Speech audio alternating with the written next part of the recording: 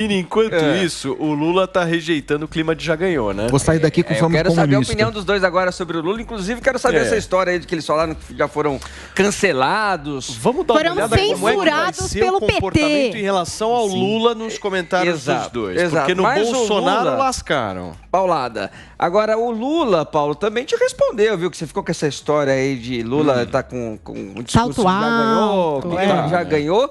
Diz ele que não. Diz ele que inclusive, a eleição vai ser uma eleição difícil e que é preciso conversar, inclusive, com pessoas que votaram a favor do impeachment de Dilma Rousseff. Olha só o que ele escreveu nas redes sociais. Não existe essa de já ganhou. Precisamos de muita habilidade para construir alianças. Se eu não conversar com quem votou a favor do impeachment, eu vou deixar de conversar com 400 deputados. Se ganharmos, precisamos ter também a maioria no Congresso Nacional. Então, Lula se preocupando já, desde já, com essas alianças que é preciso para governar, né, Paulo? Vamos ver. Mas é impressionante no Lula, né? Eu acho que ao mesmo tempo ele demonstra, de uma forma indireta, que ele está tão seguro nessa posição dele, que ele se dá ao luxo de, às vezes, dar uma no prego e outra no ferradura. Porque ele publica um tweet desse conciliador, político, no que a política tem de melhor, que é a arte do diálogo, da conciliação, e no mesmo dia ou no dia anterior, não importa, ele fala que o MTST vai ser sujeito da história no seu futuro, um protagonista do seu futuro governo. Quer dizer, então é como eu disse, uma no prego, outra na ferradura. Ele se dá ao luxo de fazer isso e talvez até mesmo de jogar um pouquinho de migalhas para a campanha do Bolsonaro e trazer o Bolsonaro um pouco mais para próximo de si, porque a distância estava muito grande, está diminuindo de acordo com algumas pesquisas eleitorais, né? Mas parece que o Lula gosta de deixar a disputa ali caminhando no fio da navalha, que é onde ele vai poder brilhar mais num debate. Então, criar esse suspense também e permitir que Bolsonaro cresça um pouco... Você acha que ele vai no debate? Mas é uma forma também dele se livrar de vez, se é que isso ainda representa algum risco, né? Eu não tenho mais essa ilusão, infelizmente, mas é uma forma também dele afastar ainda mais a possibilidade do surgimento de uma terceira via. A terceira via, ao meu ver, infelizmente, está flopando. Não vejo como possa até outubro surgir aí um nome. Tá cedo, Paulo? Não, muito cedo, Paulo. Estava cedo. E essa terceira via? Vamos pensar um pouco nela. Desde o ano passado. Tá cedo. Quando é que ia começar? Quando é que vai começar mesmo, você falou? Deixa eu falar um negócio pra vocês. Você leu a última pesquisa IPESP que saiu hoje? Qual? Não li. 50% da população brasileira que respondeu essa pesquisa diz que não sabia que haverá eleição em outubro. Não estão cientes, não estão sabendo. Não, mas isso aí é importante, Vini. Tem gente que não sabe mesmo. Mas quando tiver, vai votar no Lula ou no Bolsonaro. Ah, então tá bom, porque o Vini falou, tá falado. Não, porque as pesquisas mostram... Data Vini chama. Porque as pesquisas mostram... Você tá falando de pesquisa, então... Fale das intenções de voto. Não, eu tô falando das intenções de voto. Não, ele tá falando que tem muita gente que ainda nem pensou sobre isso. Eu tô dizendo que metade da população brasileira não sabe que vai ter eleição em outubro, não tá ligada nisso e que nós estamos dentro de bolhas de uma alta sociedade que está discutindo isso. Eu acho que mas lá, Vini. na Baixa, não tem candidato, lá nas Paulo. pessoas que estão passando dificuldade, ninguém nem sabe em quem vai votar, ninguém nem sabe que vai ter eleição, ninguém nem sabe que nessa eleição são 5 votos e não 6, como foi há 4 anos. Então, às vezes a gente fica meio cego nessa história, achando que, as já pessoas estão ligadas. definiu. Também acho que o Paulo tem um ponto aí, importante, Data Vini. Sim, existe uma grande maioria que está ligada, mais de 50%. Eu acho que mas há uma porcentagem sempre considerável. mais previsível do que parece ser. É que em 2018 teve o efeito Bolsonaro, que foi um político que surgiu, teve a questão da facada. Agora, gente, PT e PSDB disputaram quantas eleições para presidente? 94, 98, Sim, 2002, teve. 2006... Teve esse antagonismo. É previsível, gente. É previsível.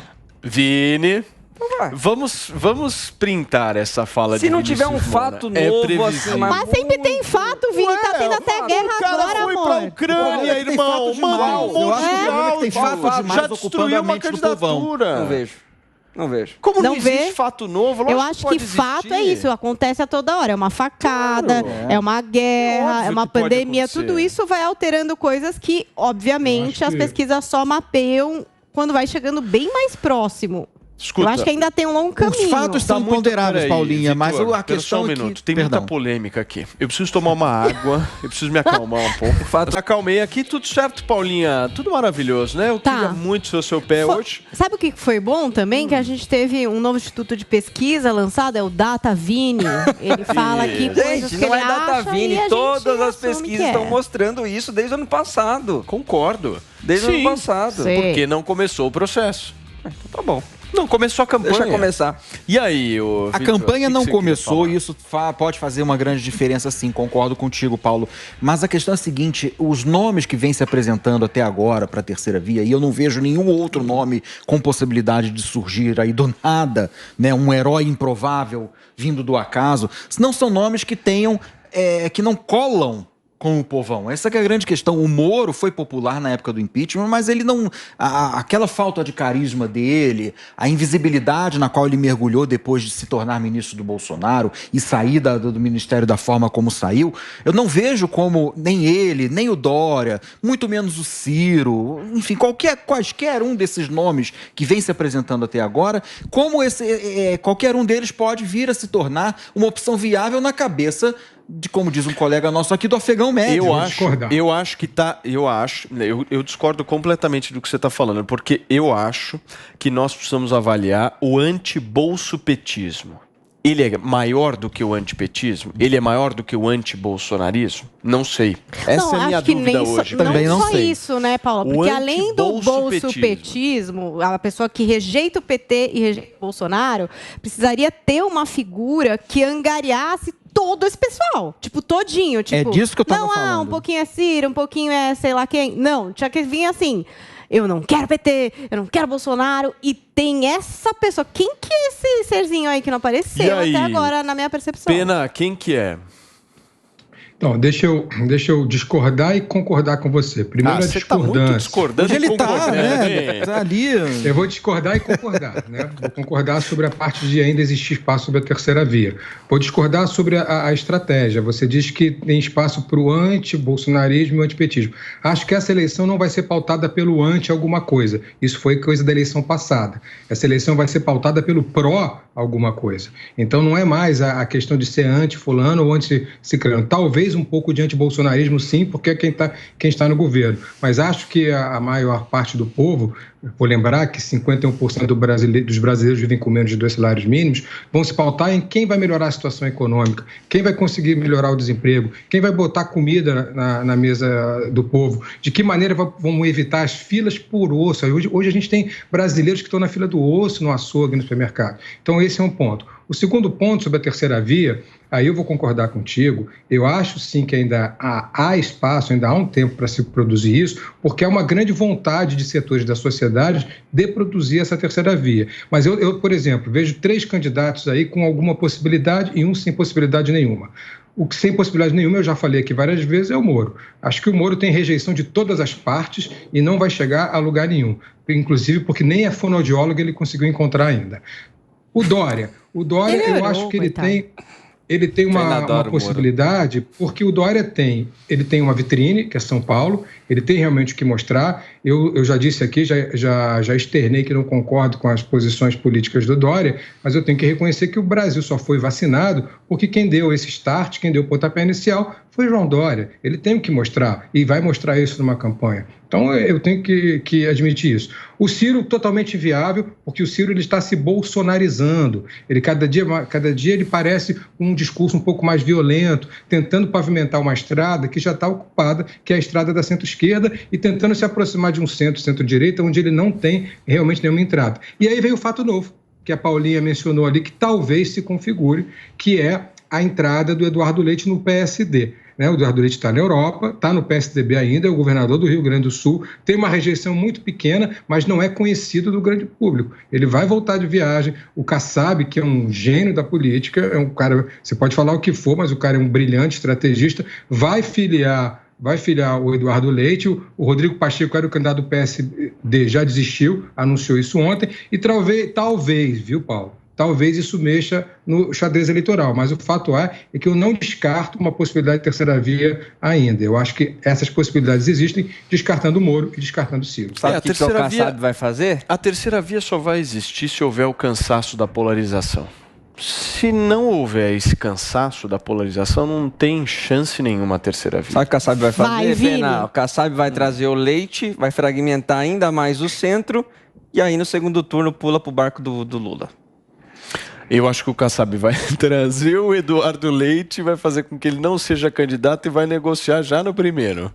O que eu me pergunto é qual é o trunfo na manga do Eduardo Leite, que ele poderia ser... A baixa rejeição. Só. A baixa rejeição no Rio Grande do Sul.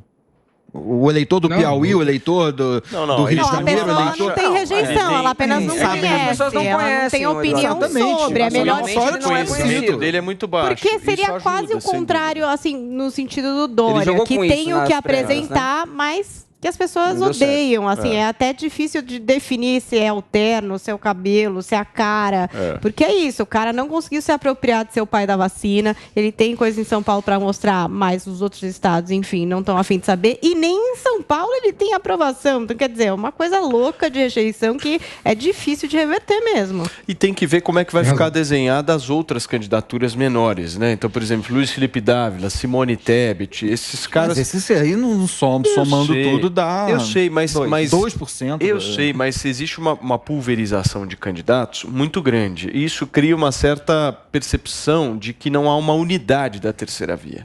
A partir do momento em que houver uma certa unidade, as coisas podem vir a ficar um pouco melhores, entendeu? Há um nome único. Houve, né? A gente, a última eleição presidencial, teve também um monte de candidatos, eu não lembro exatamente quantos. Mas não candidatos que assinam cartinha juntos. Aí que tá. Esse é o meu ponto. Simone Tebet, João Dória, Simone Tebet, João Dória, Luiz Felipe Dávila e Sérgio Moro, esses 4 têm obrigação de estar juntos. Obrigação de estar juntos. Não faz sentido esses 4 manterem candidaturas que não sejam uma única. Não sei qual vai ser o nome, eles vão ter que decidir. Mas que eles precisam estar juntos, precisam. Porque para assinar cartinha, para defender a democracia, os caras estão assinando. Agora, para serem candidatos, cada um vai, enfim, individualmente. Quem escreveu a carta foi o Temer. Exatamente. Como todas as cartas do grande escriba da nação agora é Michel Temer, né?